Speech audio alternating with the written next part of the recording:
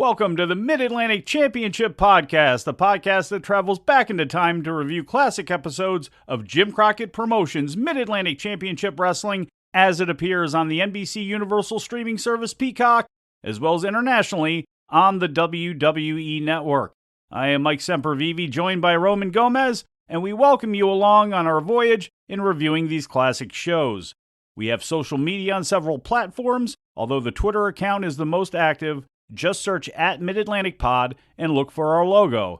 And if you want to follow along with us but don't have access to Peacock or the network, you can still do so by the way of David Taub's write-ups of these old Mid-Atlantic shows, which are available at the mighty midatlanticgateway.com. Today, in episode 38, we take a look at the television that was taped on Wednesday, October 6, 1982 at the WPCQ Studios, Channel 36 in Charlotte, North Carolina, and began airing in local markets beginning that weekend of Saturday, October 9th. Go ahead and bring in my co-host, Roman Gomez, right now. Roman, how are you today?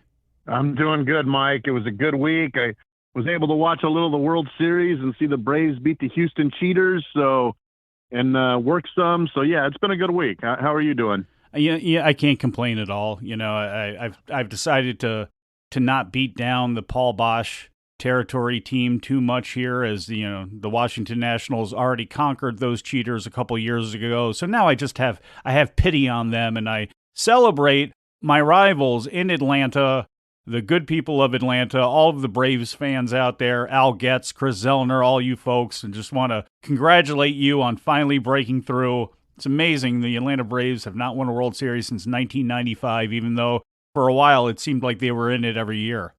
Yeah, well, they run into that buzzsaw called the Yankees. But, there was a lot of tomahawk chops, and on this week's show, we're going to see a lot of chops from Wahoo and Youngblood and Steamboat as well.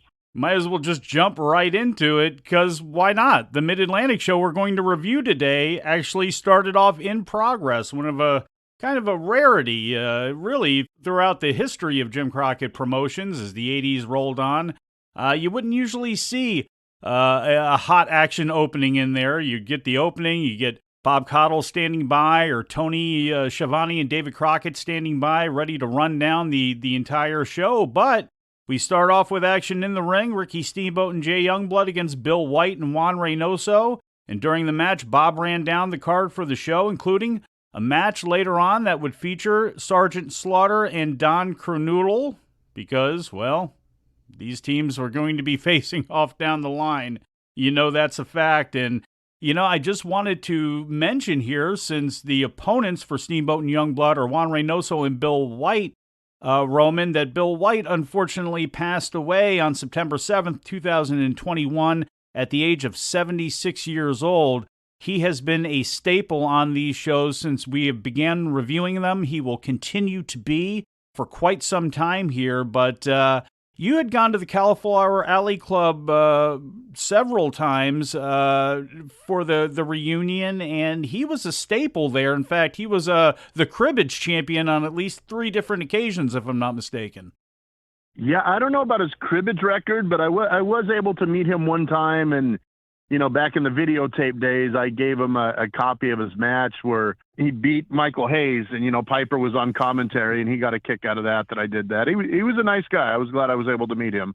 Yeah, by all accounts, a good guy, had a big family, was married twice, and some really nice write-ups of him, not only from his passing, but also from about, what's it been now, about 15 years ago on the Slam Wrestling site, the Greg Oliver site. So I really invite all of you to check those out, because a really cool story. And Bill White, just like I said, we're going to be seeing him a lot more coming up here on these shows, and has already been a standout stalwart. You see a lot of young guys, you see sometimes some people that really shouldn't be there who are getting some opportunities, but you get a guy like Bill White, who was a legitimate wrestler.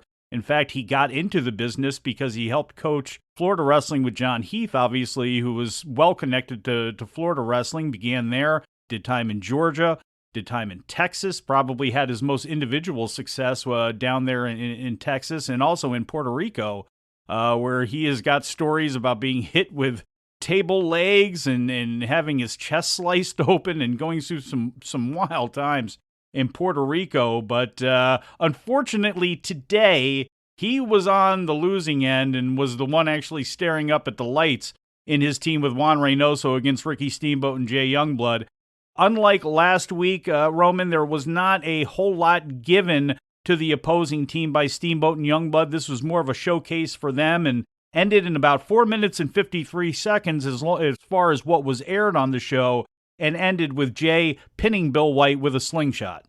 Yeah, this match was definitely a showcase match for Steamboat and Youngblood, and White was the right word. I mean, Bill White looked like he hadn't seen the sun in 35 years. I don't know. And when I first watched this match, I didn't know if there was something wrong with my TV or what, because he was glowing. I mean, he was really pale. I mean, it looked like he went to the Hercules Hernandez tanning salon or something. But this is a good victory for Steamboat and Youngblood as they showcase their speed, lots of arm drags, leapfrogs, etc. And Steamboat and Youngblood, they just gel really well together. It's no secret to those of you that listen to the podcast that Mike and I are big fans of Steamboat and Youngblood. It became more of a aesthetic business, and it's always been an aesthetic business, but it was not for the enhancement talent because the enhancement talent was local and they had full-time jobs. So they weren't seeing the sun, or you'd see even better, Roman. Remember all of the guys that would have the trucker's tan or the farmer's tan, as they would call it, just the arms completely tan and then a pasty white body in even better contrast. I don't know if somebody like that would have made TV today, like you said, with the aesthetically, you know, everybody's got to have a tan, got to have this, got to have that or whatever. But yeah, there was one shot where, I mean, I honestly thought there was something wrong with my TV. It was glowing how pale he was. After the match, Paul Jones and Wahoo Mcdaniel joined Bob Caudle at the podium to speak a little bit about some of the things that were going on in their life. Jack Brisco's got a challenge to the Mid-Atlantic Heavyweight Champion Paul Jones, and U.S. Champion Wahoo Mcdaniel gets a little bit of time to reflect on some things that had happened in the past with Greg Valentine and Valentine's Dream Team partner, Ric Flair. Fans with us at ringside right now, Jack Brisco, Wahoo Mcdaniel. Jack, great to see you two fellas. Thank you, Bob. It's good to be here. And, of course, I'm looking for Paul Jones, who stole that Mid-Atlantic Championship belt from me right here on TV. And I just want Paul Jones to know that I'm going to be after him no matter where he goes. And I'd like to get some special kind of matches with him, hold versus hold, something to make him pay for what he did to me. He hurt my leg. I'd like to get a hold against hold match with him, put that figure four leg lock on him, and listen to him holler and scream, and let him get that title back around my waist. Time, yes. Right, Jack? No doubt about that one. And talking about payback, Wahoo.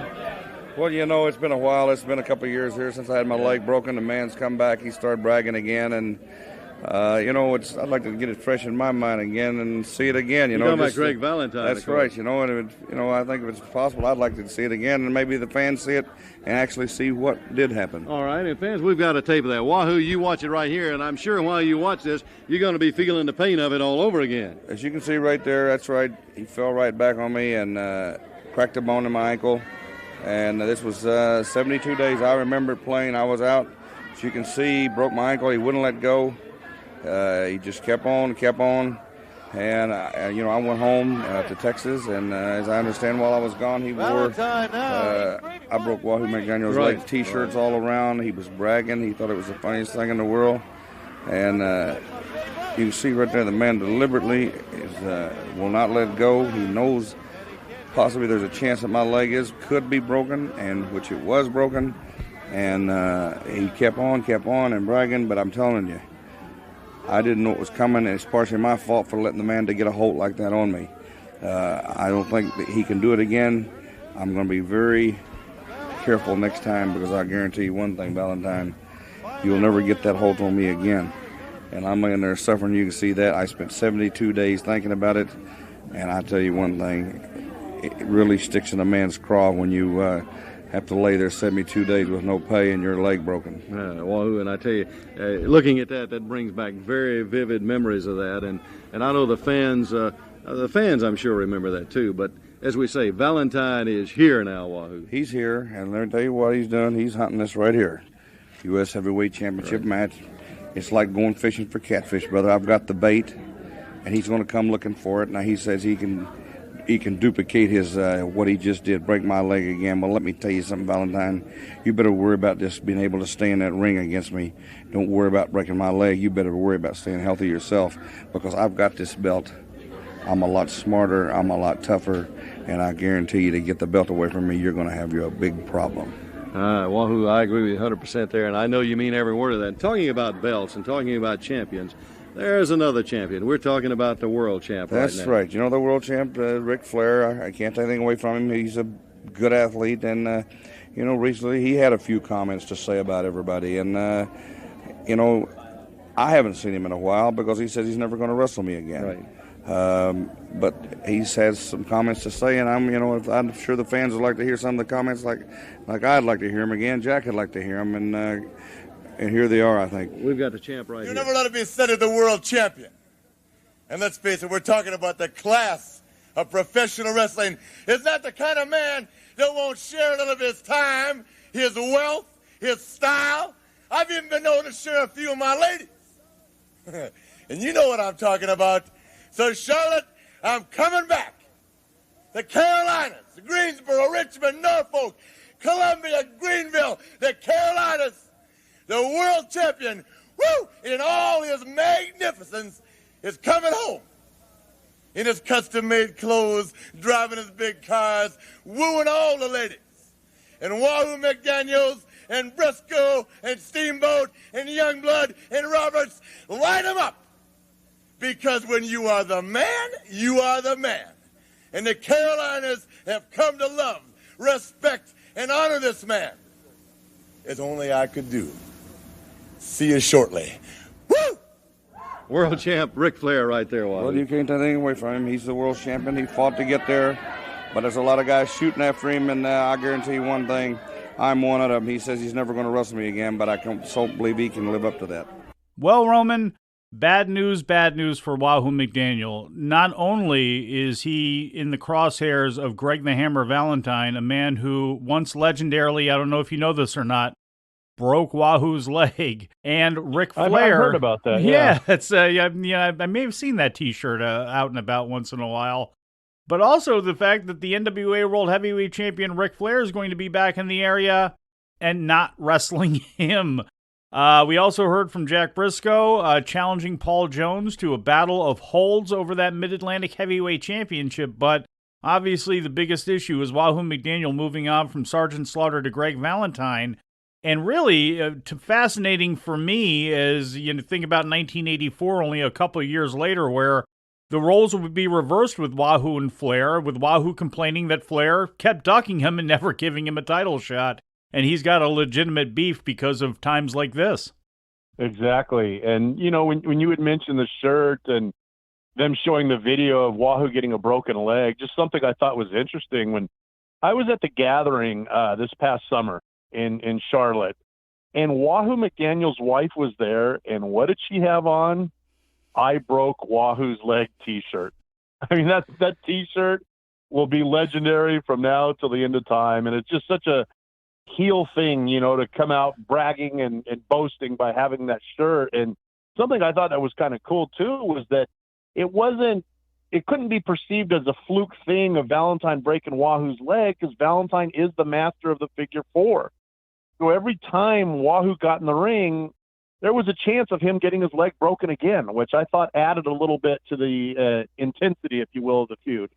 Absolutely, and the fact that Greg Valentine didn't even break Wahoo Mcdaniel's leg with the figure four the first time around, it was kind of a straight leg lock, European leg lock. I forget what they called it at the time, but yeah, and it was still too, and I've seen it, and obviously you've seen that video before, but for a lot of people, that may have been the oldest Mid-Atlantic footage they've ever seen by checking out this episode of the show and then seeing that episode of Mid-Atlantic Championship Wrestling that aired on September 10th, 1977. That was the date that Greg Valentine broke Wahoo's leg, and Ric Flair celebrated alongside of him. And amazingly, at that time, who came to Wahoo's aid and chased Flair and Valentine from the ring? It was actually Paul Jones in a different incarnation before he had turned dirty against Ricky Steamboat only a couple of years later. In fact, I believe it was only, 2 years later in 1979. That Paul Jones turned on Ricky Steamboat, and he had some ups and downs since then, and we're going to get to him here in a little bit when we start talking about him facing off against Keith Larson. But before we get to that, we get a interesting combination here with Wahoo Mcdaniel. Who would have ever believed that his tag team partner for a match would be the rowdy one, Roddy Piper, still wearing that patch on his chest after he was stabbed by that fan in Raleigh. But Roman, this is a match that was actually taped and aired on Worldwide Wrestling against Ken Timbs and Jim Dalton. An amazing, again, a short match, only about 7 minutes long, but in a lot of ways, just an amazing match. Yeah, it was a lot of fun. Piper and Wahoo, two legends, and to see them team together and just not knowing what was going to happen. It's a combination that wasn't going to be a tag team for a long time, but just to see those two in the ring together. And then, of course, we've sung the praises of Jim Dalton for weeks. So, yeah, this was a fun match to watch. Yeah, Roddy Piper getting the official, okay from one of the top baby faces in the promotion, the number one man holding the U.S. title, Wahoo Mcdaniel, with him teaming with Piper. That made it okay in the fans' eyes, who would be chanting for Piper by the end of the match. But to give you just a little bit of an idea on how the match started off and some of the audible dialogue that not only the fans could hear, but us at home, here's Wahoo Mcdaniel and Roddy Piper. Wahoo Mcdaniel's Roddy Piper on the same side as look at this. Against each other, you understand that? I won't turn on you, you don't turn on me. You understand that?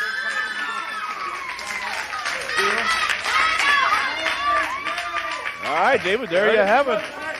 Got nothing against each other, Piper said. And I won't turn on you, you don't turn on me. Let's just go win this match. We're just going to have to see it. See what happens. Here you hear Piper talking to Wahoo Mcdaniel. If you don't turn on me, I won't turn on you. You heard Ken Timbs, sadly in the background, asking Piper how he could trust Wahoo Mcdaniel. So really a good match. And I tell you, with Timbs and Dalton, none of these matches were too spectacular, but you look up and down this card, everybody on it was pretty much a name or a solid worker. Piper and Wahoo get the victory. Wahoo delivered a chop and got the pin on Dalton in about 6 minutes and 59 seconds. But really, the biggest takeaway from the match, I think, for me, is Roddy Piper and the fact that the fans were all over him by the end of the match, chanting, "Go, Roddy, go." They did allow Timbs and Dalton to get some heat. To allow that chant to take place and allow Roddy to fire back up and be able to fight everybody off and make the hot tag to Wahoo Mcdaniel and get him in there for the victory. But full tartan attire for Piper, who is now a big baby face in the eyes of the fans, Roman. Yeah, and he was very aggressive in this contest with his chops and shaking his opponent back and forth and then yelling loudly, "Fight me, fight me!" Piper was very physical, and this was a good match, and there's no doubt in my mind at the end of it, when it was all said and done, that Dalton and Timbs not only came out on the short end of the stick, I'm sure they ended up with a couple welts because of the physicality of this match. Dalton and Piper working together were perfect because, as you've mentioned plenty of times in the past, one of the big pluses about Roddy Piper was whether he was a babyface or a heel, he didn't change his style whatsoever, and Johnny Weaver and David Crockett on commentary made sure to point that out, but you got a guy in Dalton that was perfect to play the foil for Roddy Piper or to play the fool for Roddy Piper when Piper would be yelling at him to get up, only to get up and get double poked in the eyes. That's what helped make this match, too. If it was Piper and Wahoo against, two nobodies, it still would have been fun, but the fact that it was Dalton and Ken Timbs made this contest a little bit better. Up next, Mid-Atlantic Heavyweight Champion Paul Jones in the ring against Wally Crenoodle, the future Rocky Crenoodle. Keith Larson, who lost to Dory Funk Jr. last week. His education continues, this time against number one Paul Jones. And really, Roman, this kind of signified the beginning of the Sir Oliver Humperdink portion of the proceedings. Paul Jones, a member of the House of Humperdink. During the match, Bob Caudle noted that Dusty Rhodes would be coming into the area to take on another Humperdink stablemate of Bad Leroy Brown, and a surprisingly fast match when it comes to Paul Jones, who usually takes about 8 minutes to start off. You get one of those matches on TV. In this case, very fast, 2 minutes, 17 seconds, Indian Deathlock win for Paul Jones. Yeah, and I thought it was neat that he kept pounding on the canvas to apply even more pressure while he had the Indian Deathlock. And, I just thought that was a cool move. And, we've mentioned it before. The Indian Deathlock is something you don't see a lot of anymore. It was a cool move. It looked believable. And, I remember Tito Santana in Georgia Championship Wrestling doing a form of the Indian Deathlock where he would bridge backwards to get a pinfall. And just, I like seeing things that you don't see every week, every match. And the Indian Deathlock to me was kind of a unique move. It wasn't something you saw a lot, but when it was applied, it definitely looked painful. Man, you got some Dory Funk Jr., Paul Jones, Jerry Brisco, Jack Brisco. You got some guys in there who can certainly, Mike Rotundo, who can tie you into knots in Mid-Atlantic Championship Wrestling right now. And went from an era of the Ole Andersons and the Stan Hansens and guys like that who could just thump you to death. And then you got guys who can tie you into knots as well, too. Speaking of Jerry Brisco, he was in our next segment alongside Mike Rotundo. And for everybody that saw this show originally, you did not see an interview with Jerry Brisco and Mike Rotundo. You were seeing that on the network version of the show because it's in lieu of local promos. And a solid promo from both Brisco and Rotundo, Roman, but really nothing to play here as Jerry just basically talked up Mike Rotundo's accomplishments and Mike then tried to follow that up with as much enthusiasm as he could. Yeah, well, there was one funny moment, I thought, if those of you that have access to watch it, is that Cottle called Jerry Jack, and then Cottle holds his hands up to his eyes as if he was blinded by the studio lights and couldn't see who it was. And it cracked me up how Bob tried to cover for his mistake. But yeah, it wasn't a whole bunch said on that interview worthwhile, but I did notice a nice little shiner on the left cheek of Mike Rotundo. Yeah, maybe he got that last week. He would certainly probably get a few of those when he would do Battle with Leroy Brown, which was on the horizon. And if you didn't believe it last week listening to Sir Oliver Humperdink, you absolutely believed it this week when he and Leroy Brown came down to ringside at the beginning of Rotundo's match against Mike Reed, who many of you may remember better from his time in World Class in the UWF around 85, 86, and 87 when he was down there, but was the opponent for Rotundo in this match. Humperdink tried to get Rotundo to take a match with Leroy Brown. Rotundo refused, decided to wrestle Reed instead, and cleaned him up pretty quickly in 2 minutes and 48 seconds. And I'm going to play a little medley of audio here. Really, it's just two parts. It's during the match when Humperdink is trying to run down Mike Rotundo, and Bob Cottle very wisely pointed out to Hump that, hey, weren't you trying to recruit this guy last week? And then we hear the ending of the match where Rotundo defeats Reed with an airplane spin and then has to deal with Leroy Brown coming in across his back. And you heard out there baiting him and trying to bait him into a match with Leroy Brown, Sir Oliver Humperdink. And I'm not baiting anybody. I'm giving him the opportunity of a lifetime. Now, if he says he's as great as he really is, put him into the ring with Leroy here. Now, Leroy will take care of a punk like this. I think you're aware and that you know very well he's as great as he is, because I remember very well just a few weeks ago Sir Oliver Humperdink coming out here and making a big plea, just about begging. It wasn't a just plea. About begging I offered the kid to stardom. I offered the kid fame, fortune, wealth, and everything that goes with it. And what did he do? He turned his back on me. Well, if he thinks he's so good, put him in the ring with Leroy Brown and let's see how good he is. But he won't take the challenge. You know why? Because he's a coward. He's a coward, just like all the rest of them. Brisco, all of them cowards. Fans, of course, Humperdink is talking about this young man, Mike Rotundo. What a tremendous athlete out of Syracuse University. An outstanding wrestler, an outstanding football player. That's right, Leroy, tremendous athlete in the ring. Watch him go to work right here, Sir Oliver. And in the air, the airplane spin, this might be it. That's a lucky move. That's what that is. That's lucky. That's not skill. Where does the skill come into something like that? Rotundo drops him to the mat. He'll never pin him. He'll never pin him. Watch this. 1, 2, 3. Right there. Leroy Brown charging into the ring. Goes after Rotundo. And Rotundo with rights and lefts is going to fight back. He's got Leroy in the air. The big man up in the airplane spin. Here's Humperdink. Humperdink trips him up. And now here is Brown stomping and kicking away at him, and the only way he was able to do that, you hear Humperdink hollering at him, beat him up. Brown with a pile driver has got him high into the air, down with a pile driver. It took two of you. Rotundo had the big man up in the air in the airplane spin. Humperdink tripped him up, and he went down, hit the mat, hit it hard. And then, of course, it was Brown stomping and kicking away at him.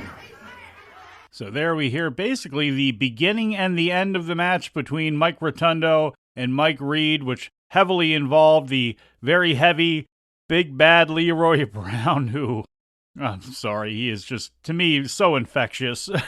And baiting Bob Caudle into playing the background on him.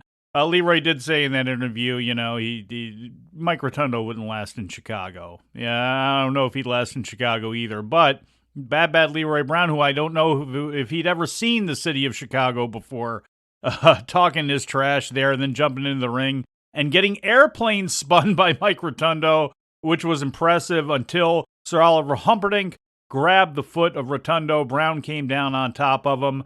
And then went to work on Rotundo's neck. That will be a part of the storyline as we move forward. But Roman, short match there, but obviously to set up Leroy Brown and Mike Rotundo. Yeah, Leroy Brown ended up hitting a pile driver on Mike Rotundo and left him in the ring motionless, and they walked out. So we'll definitely be seeing a lot more Rotundo, Leroy Brown down the future.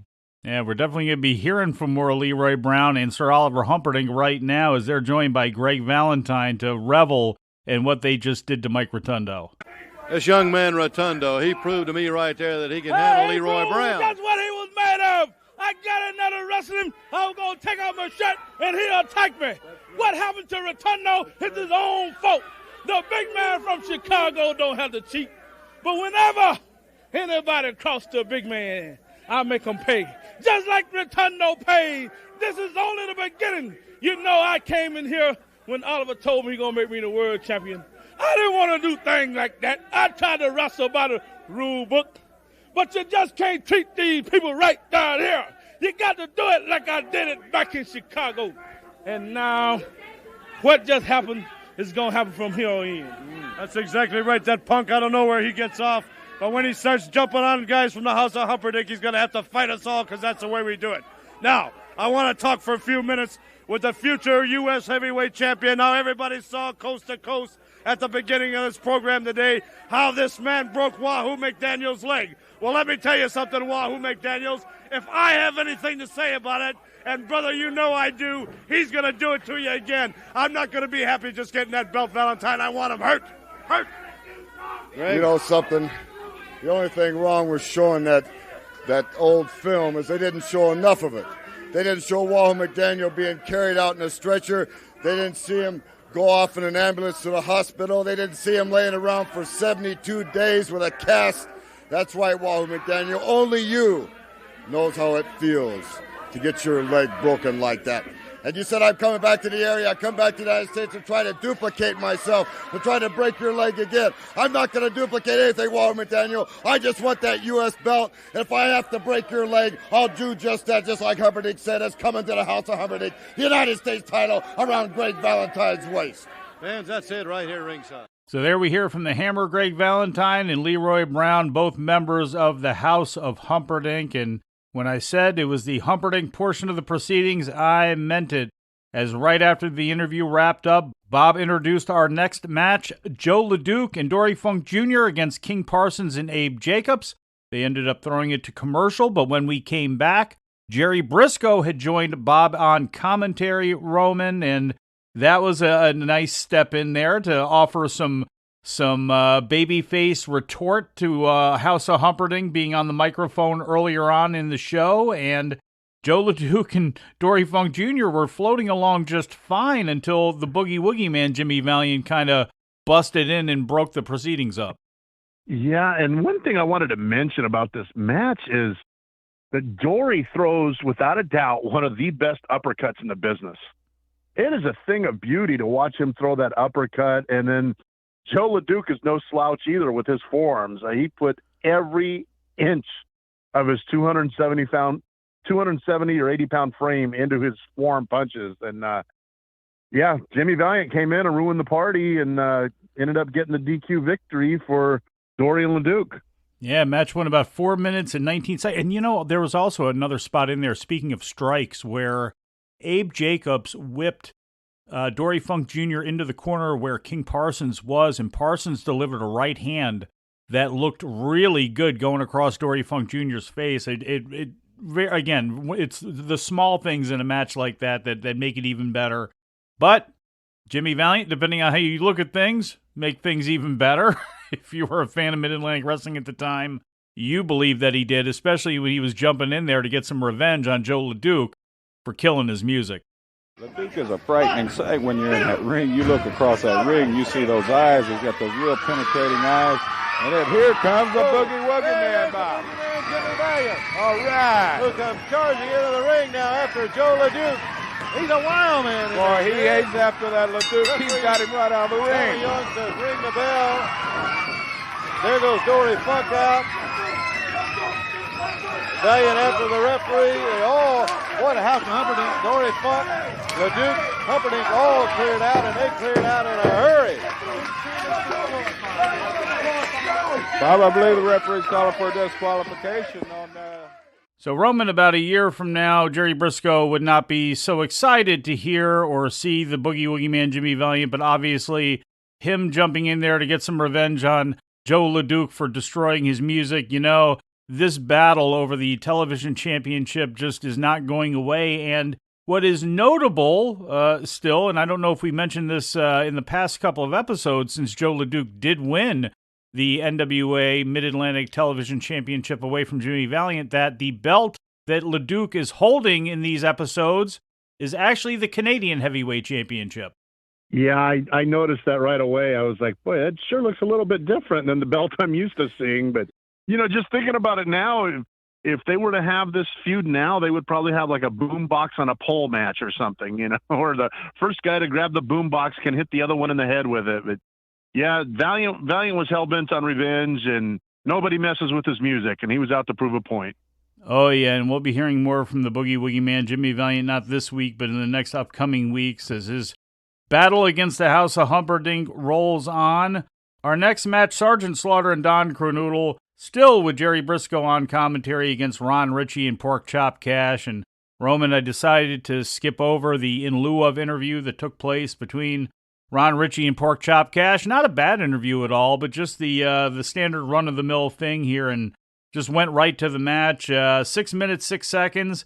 The cannon from Don Kernodle delivered onto Pork Chop Cash for the victory. Interesting as we look back on earlier editions of the show. In the earlier part of 1982, Ron Ritchie came down and actually started a beef with Sergeant Slaughter, whereas Pork Chop Cash was teamed up with King Parsons and feuding back and forth with Don Kernodle and with Private Jim Nelson when they were the Marines battling over the Mid-Atlantic Tag Team titles. And this match here, and maybe I'm thinking too much into it because we've been doing the show, but boy, that felt like it closed the door on both of those gentlemen being in the league of Slaughter and Crenoodle. Yeah, they were no strangers to each other, like you alluded to, you know, with some of the stuff that happened in the past. And I thought it was kind of funny before the match how Pork Chop and Ritchie got another interview. I guess it was because Bob Caudle did such a good job of understanding Pork Chop talking about soup bones, you know, the previous week. But yeah, Slaughter, you know, in this match, he did some really good chain wrestling as well as some power moves. And he even did a standing drop kick. It wasn't as good as the one Jos LeDuc did last week, but Slaughter, you know, it's impressive that a man of his size can do a standing dropkick the way he did. Absolutely, and Slaughter was at his peak. Boy, could he move for a big man, could bump like crazy for everybody taking those corners, and the way he would bounce out of the ring, it was spectacular. The high dropkick that he would deliver. Can't forget the guy who was trained by Vern Gagne in that barn and did a lot of time in the Midwest area where probably didn't make a whole lot of money, but gained a whole lot of experience with Super Destroyer Mark II, and then, of course, busted out as Sergeant Slaughter when he came over to the East Coast in the WWF, and then Crockett Promotions became a legend forever off of that. And he and Don Kernodle are the new NWA World Tag Team Champions. Jerry Brisco on commentary did mention that he and his brother would certainly like a sniff of those belts if the opportunity presented itself. As we know, that does not happen, but Slaughter and Crenoodle would face off against Ricky Steamboat and Jay Youngblood, which would, of course, lead to that great feud that Steamboat and Youngblood would have with the Briscoes. So stay tuned to this here podcast, and we're going to tell you all about that stuff, Roman. But as we get to the end of the show, we have the House of Humperdink telling us a bunch of stuff we already knew, but they just wanted to reiterate. You know, I'm very upset, Connell, and I'll tell you why. If you want to know, I'm sick and tired of Jimmy Valiant every time we make an appearance on this TV program, back-jumping Jos LeDuc, taking the law into his own hands as he sees fit, coming into the ring and disrupting this action. And, brother, I'm on my phone right now with the attorneys that I employ, and there will be something done. Joe, I don't want this to continue with Valiant. This is terrible now. You got to admit it. It's terrible. He can't take the law into his own hands. We got to look behind our backs every time we go. How do you expect me to win matches when somebody's going to jump on my back? Huh? What is that? What kind of organization is this? Jimmy Valiant? Let me tell you something, Mr. Crockett.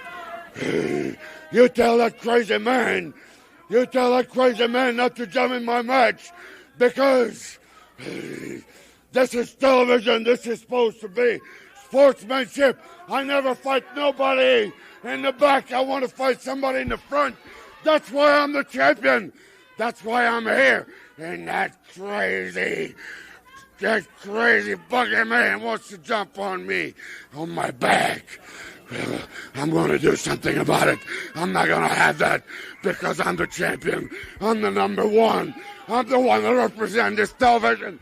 And I want this guy out of here. I don't want nobody to jump on my back. You know, the sun has risen, the sun is set. And here I is, your champion yet. And it'll be around my waist. It'll be around my waist for a long time. Brisco, you can try anything that you want to try, boy. He's going around trying to get these matches Holt versus Holt. Well, the embarrassment is going to be when I beat Brisco with the Indian Deathlock. Can you imagine beating an Indian with the Indian Deathlock? After all, you know the Indian Deathlock was originated by a Texan, not an Indian.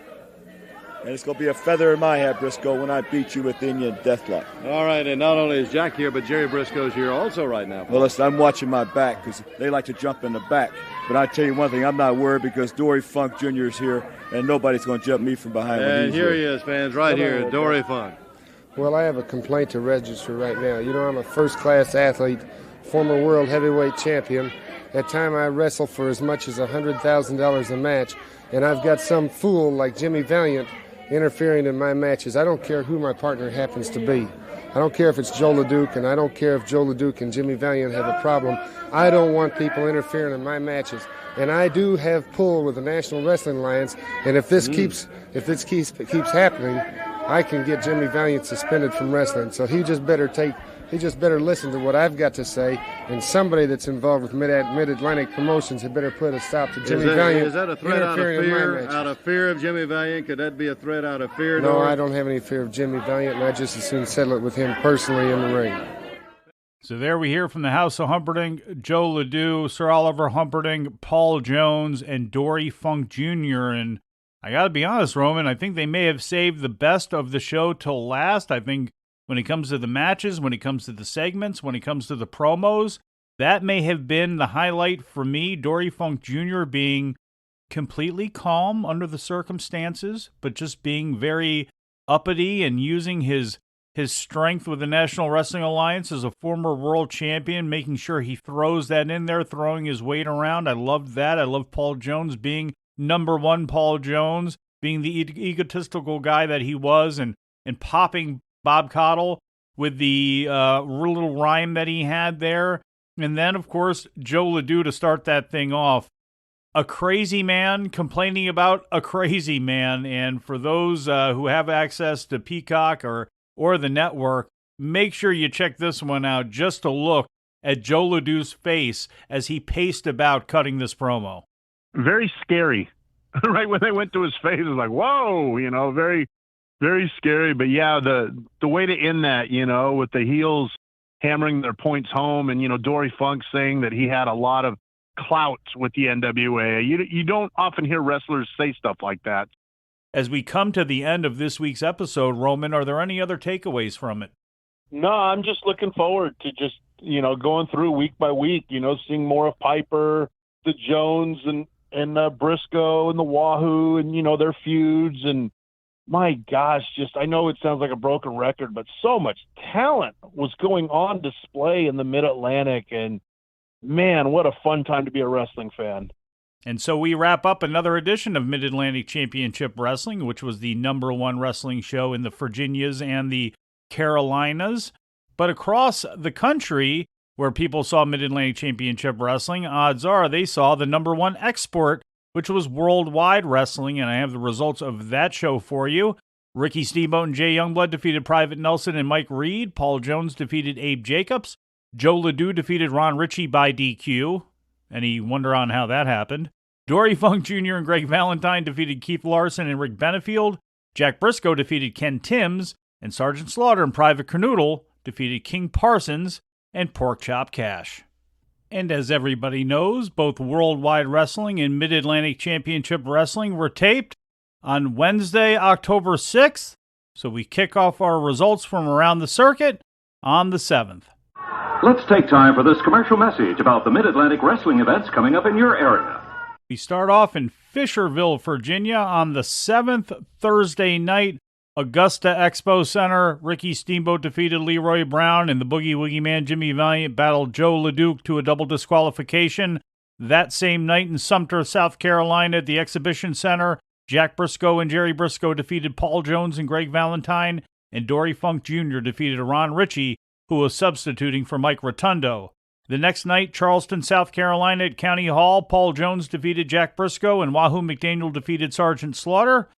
On Saturday night, October 9th in Spartanburg at Memorial Auditorium, Ricky Steamboat defeated Leroy Brown by disqualification, and Sergeant Slaughter and Private Crenoodle defeated Johnny Weaver and Jay Youngblood.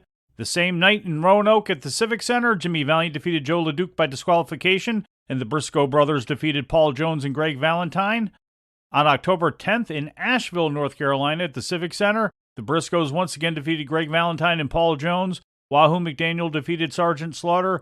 Jos LeDuc defeated Jimmy Valiant by DQ, and Ricky Steamboat defeated Leroy Brown. Earlier that afternoon in Kingsport, Tennessee at Dobbins-Bennett Dome, Jos LeDuc defeated Jimmy Valiant by disqualification, Ricky Steamboat defeated Paul Jones by disqualification, and the new NWA World Tag Team Champions of Sergeant Slaughter and Don Kernodle defeated the Brisco brothers. On October 11th in Greenville, South Carolina, Memorial Auditorium, Jimmy Valiant defeated Greg Valentine by DQ, Jack Brisco went to a no contest with Paul Jones, and the returning NWA World Heavyweight Champion Ric Flair defeated Wahoo Mcdaniel by disqualification. Also on the 11th in Fayetteville, North Carolina, at Cumberland County Memorial Arena, the new world champion Slaughter and Crenoodle defeated Ricky Steamboat and Jay Youngblood, Jack Brisco defeated Paul Jones, and Jimmy Valiant defeated Jos LeDuc. On October 12th, in Tarboro, North Carolina, out there off I-64, Greg Valentine defeated Mike Rotundo, Jimmy Valiant defeated Jos LeDuc by disqualification. A little bit of a bigger show in Columbia, South Carolina at Township Auditorium that same night. Jack Brisco defeated Paul Jones by DQ, Sergeant Slaughter and Private Crenoodle defeated Ricky Steamboat and Jay Youngblood, and world champion Ric Flair knocked off Wahoo Mcdaniel. No wrestling in Raleigh on that Tuesday night, as was usually the case. And that, of course, takes us around to Wednesday, October 13th, back in the studios at WPCQ in Charlotte, North Carolina. The very short Peacock/WWE Network preview for the show reads like this. Ricky Steamboat battles Mid-Atlantic Television Champion Jos LeDuc. Mike Rotundo against Gene Anderson. Don't worry, folks, there is a lot more, including Dory Funk Jr. against Jay Youngblood, Private Nelson against Johnny Weaver, plus appearances by Paul Jones, Jimmy Valiant, Sergeant Slaughter, Don Kernodle, and more. As I mentioned earlier on, if you like this show and would like to connect with it more, I invite you to follow us on all of our forms of social media, especially our Twitter. Just search @MidAtlanticPod and look for the logo. And also, please support all of the shows here on the Arcadian Vanguard Podcast Network. We don't condescend. and we are dedicated to preserving and accurately archiving the history of professional wrestling. And I'm proud that this show, produced by me, can be a part of that. For Roman Gomez, I'm Mike Sempervive. Take us home, Uncle Bob. Yeah, we'll see you next week. And until then, so long for now. Mid-Atlantic Championship Wrestling has been furnished to this station for broadcast at this time by Jim Crockett Promotions in exchange for commercial consideration.